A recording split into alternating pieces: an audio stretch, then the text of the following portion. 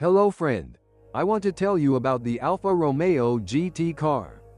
Every car enthusiast has thought about buying an Alfa Romeo at least for a moment. Those who have decided to do so, their love for Alfa has remained forever, or has passed somewhere between visits to the service. There are different Alfas, but one of them is undoubtedly beautiful, and in addition cheap and drives fantastically. This is the not-so-youngest GT model, which was created when Alfa was on the rise. Now you can buy it for little money, but which version to choose? The chassis comes from the 156 model and has the same wheelbase, 2,595 millimeters. The entire running gear is identical. If so, it is not surprising that the same engines and gearboxes are installed. The interior, however, was largely transplanted from the compact Alfa 147, specifically from the 3-door model. Of course, the differences can be found at the back, where the Alfa 147 is still a compact, while the GT is already a coupe. After opening the doors, the main difference is the frameless side windows. The bodywork, in turn, is the work of Bertone, designed with stylistic features of current Alfa Romeos in mind, partly reminiscent of the 147, and partly of the facelifted 156. A four-wheel drive version of the Q4 was never offered, but in 2007 a torsion differential was added to the 1.9 JTDM engine, which greatly improved traction in the wet and in corners. Torsion, unlike the classic limited slip, does not require regular maintenance and does not wear out as quickly, and works on the principle of transferring the driving force to the wheel that has more grip. The Alfa GT's running gear is double wishbones at the front and a multi-link at the rear. The car was created in one of Alfa Romeo's best periods. When the 156 became a hit in the late 90s, the Italian manufacturer went a step further and presented the compact 147 model. After that, it was time for the coupe. In total, around 80,000 Alfa GTs were produced. Engines. It is hard to call the Alfa GT's range of powertrains rich, but theoretically it is good. The Italians have chosen only slightly more powerful engines, which are more or less suitable for this sports car. The basic petrol engine was a 2-liter JTS engine with 165 horsepower, and later a weaker 1.8 TS developing 140 horsepower was added.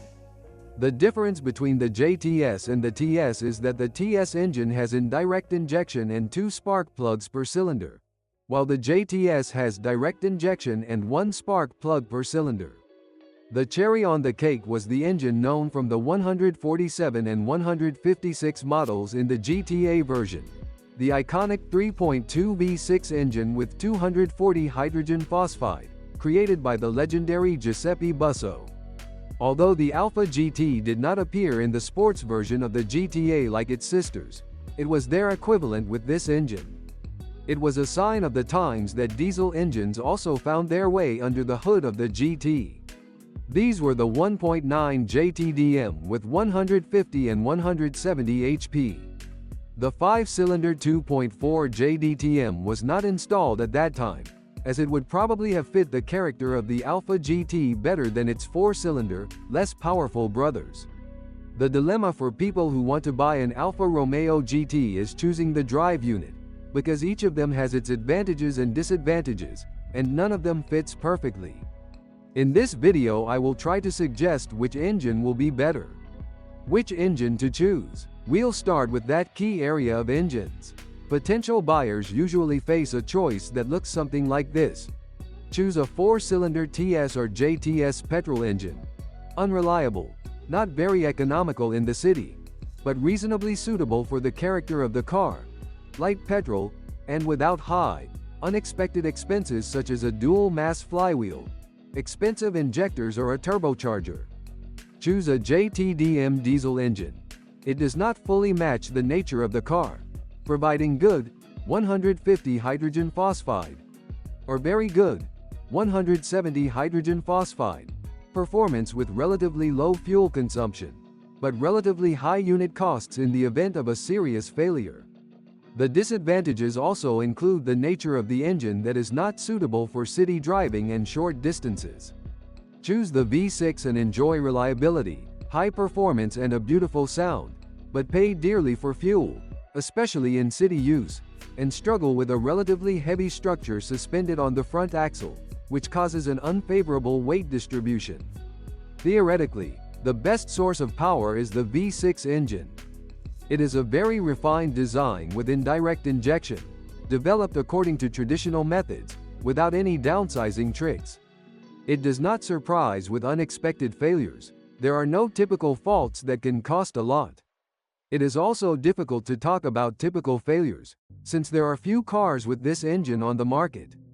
Generally, however, it can be assumed that this is a very reliable engine and especially recommended in every Alfa. Its only disadvantage is fuel consumption, which always exceeds 10 L, 100 kilometers, and in the city it is easy to reach a value of 15 to 18 L, 100 km. The rescue may be a gas installation, but good quality LPG equipment, which can really recommend. Depending on the conditions, 4-cylinder petrol engines are more economical. The biggest difference will be in the city, where these engines can fit in 10 to 12 L, 100 kilometers, while on average they burn about 8 L, 100 km. Unfortunately, their performance is completely incomparable to the 3.2 unit, and reliability is a completely different story. The 1.8 TS and 2.0 JTS engines are, despite appearances, very similar. They therefore have similar ailments, such as excessive engine oil consumption or problems with the timing drive system, which should be safely replaced every 50 to 60,000 kilometers. This operation is not as cheap as in similar competitive engines, because the variable valve timing variator is also replaced. A worn-out variator makes a distinctive clattering sound, as if a diesel engine was working under the hood. A fairly serious drawback, especially in the 2.0 JTS, is the inefficient lubrication system. Oil changes should be shortened to 10,000 kilometers, and it is best to assume that this is the maximum mileage. It is worth using exactly the oil recommended by the manufacturer, i.e. Selenia 10W60. TS and JTS engines tend to wear out their bearings faster, which is partly due to neglect of the engine. However, there is no shortage of users who have no problems with oil at all, neither its consumption nor poor lubrication. One can suspect that the key to the engine's condition was the approach of the first owner of the car. The problem of the JTS version alone is also the large amount of carbon deposits accumulating in the head. When you combine the above with the rather faulty electronics, sensors, ignition system, engine control computer, and not much fuel savings with much worse performance, it seems that buying the V6 version makes more sense. However, there is another problem, because there is a shortage of GT V6 on the market, and really nice examples can be much more expensive. That's why many people still choose 4-cylinder engines. The 1.8 TS is a bit less troublesome, but also weaker. The 2.0 JTS is a whole bunch of problems, and the performance is slightly better, especially in the lower rev ranges. You can also count on slightly lower fuel consumption with eco driving. Now we come to the optimal unit, the 1.9 JTDM. This is the second generation of this engine with a more efficient injection system, which has improved the smoothness of work and reduced fuel consumption. The basic 150 horsepower version generates 305 Nm of torque, which is more than the 3.2 V6, 290 Nm, and the more powerful 170 horsepower diesel already 330 Nm. The latter provides acceleration to 100 km per hour at the level of 8.2 s. Not bad, but not everyone likes the specifics of diesel operation. Those who are not satisfied with the factory power can easily squeeze additional horsepower from the JTDM unit. The safe limit is around 190 to 200 hydrogen phosphide, but of course in such a situation you should still expect accelerated wear of components such as injectors, turbocharger or dual mass flywheel. Here, the high quality of the injection system and turbocharger is valued, but the dual mass flywheel is not particularly durable. There are people who drive without dual mass and are satisfied. Of course, JTDM engines are not without their faults. One of the typical ones is the failure of the intake manifold flap control system. Fortunately, there is no tragedy when the system stops working. Repair is an expense of several $100s. It is worth having another few hundred in reserve for the rather delicate EGR valve. Users successfully plug it. The fuel pressure regulator is another few hundred, which, when combined with the previous ones, create 4-digit amounts. Although JTD engines are among the best and, above all, the cheapest in repairs of modern diesels with common rail, it is difficult to avoid unforeseen expenses. In this respect, the much more failure-prone TS petrol engine. It does not have to be more expensive to operate, although it is definitely more failure-prone, but on the diesel side there are better performance and low fuel consumption. How much does a diesel-powered Alfa burn? Around 8 to 9 L, 100 kilometers in the city on short distances. No miracles here, but it's hard to exceed 6 to 7 L, 100 kilometers on average. The timing belt is also replaced twice as often. There's another advantage of the JTDM version. It's the aforementioned limited slip differential, of course, but you have to remember that the torsion differential is an addition to some models, not standard equipment. So which engine will be the best for the Alfa Romeo GT? It is difficult to answer this question unequivocally. We can definitely recommend the 3.2 V6 with a clear conscience, although you have to be aware of the high fuel consumption, and in the event of a failure, you should definitely entrust the car to a specialist.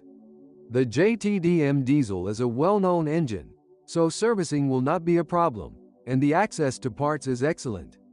Of course, it has some disadvantages, such as long warm-up, lack of proper sound, or potentially large expenses for breakdowns typical of diesels, but the compensation is fuel consumption and performance.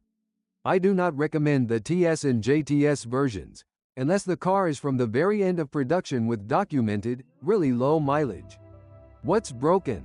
Apart from the engine, the real pain for users is the fragile suspension. The front two wishbones need replacing, and they can't be rebuilt. The electrical system is another area full of problems. The electronics controlling the drive unit are faulty, and equipment failures, windows, central locking, are common. In the GT, the air conditioning panel breaks down. The interior is often worn out because it is made of average quality materials. However, it is not this, but the noisy windows that are a bigger concern for users. Unfortunately, even in accident-free cars, after 100–150,000 kilometers, the air will make noise in the area of the side windows, and there is no way to fix it. Some people install mirrors with a diffuser and claim that it helps. The driveshaft joints in diesel cars are not very durable. It is not worth fawning over the racing cell-speed gearbox. Neither its operation nor the durability of the control electronics deserve praise. Corrosion is a phenomenon foreign to the beautiful bodywork of the Alfa GT, but under the car you can find a red coating on the exhaust system and some floor elements. There is no problem with access to parts, and this saves the whole situation for the owner of the Alfa Romeo GT. Parts are relatively cheap, but you have to be aware that for some elements for the V6 you have to pay 70 to 100% more, and the engine has 6 cylinders, not 4, and 2 heads, not 1. Another advantage for the user is the extensive internet forums of Alfa enthusiasts or individual models. When looking for technical advice, remember that the Alfa GT is mechanically a 156 model. Unfortunately, you will have to use them often, unless you have a good mechanic. Using an Alfa Romeo is expensive. You have to do a lot to it, although you will certainly find opinions from people who have driven tens of thousands of kilometers and are satisfied. A lot depends on the user and their approach to both the use and servicing of the car. It is certainly not a car for someone who does not like visiting the garage. It is also good to find a good car electrician. I leave this question unanswered, because it's like asking if it's worth falling in love. The Alfa GT is a car for lovers, although it's not devoid of functionality either. It can accommodate 2 people and 2 children, and you can even fit a stroller in the boot. Great handling. especially in the Q2 version, and good performance are obvious advantages. The car isn't expensive, but it's a very good practice to have a few $100s set aside for potential repairs right after you buy it. Buying a GT and driving it broken or not driving it at all is probably no fun. If you want to drive the Alfa Romeo GT fast around corners, the best version is the JTDM Q2. Fast driving on straights and making noise around you is of course the domain of the 3.2 V6 model. In our conditions, the optimal version is the diesel, and buying the 3.2 version should be preceded by a precise calculation of costs and a trip abroad. The lowest version you can buy is the 2.0 JTS with the cell-speed gearbox. Thanks for listening to me.